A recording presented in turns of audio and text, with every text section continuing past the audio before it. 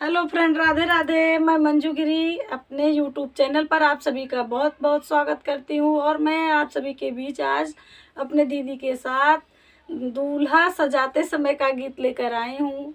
आप सभी के भाइयों की शादी होगी तो सुनना गाना गीत बहुत प्यारा है। गीत हमारा जैसा लगे कमेंट में ज़रूर बताना।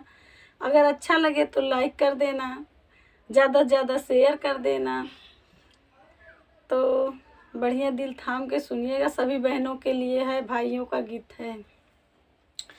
3:30 बजे भैया सजाए जाएंगे, 3:30 बजे, 3:30 बजे भैया सजाए जाएंगे, 3:30 बजे।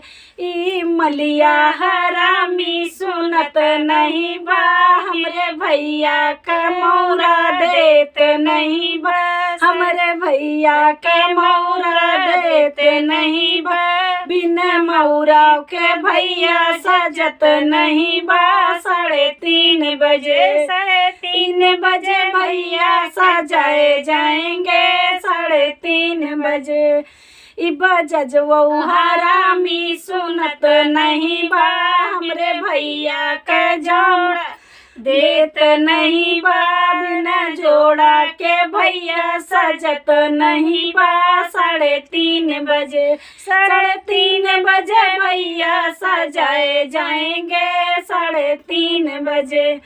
ई सोनरा हरामी सुनत नहीं बा, हमरे भैया के चैन देत नहीं बा, बिना चैनों के भैया सजत नहीं बा, 3:30 बजे, 3:30 बजे भैया सजाए जाएंगे, 3:30 बजे।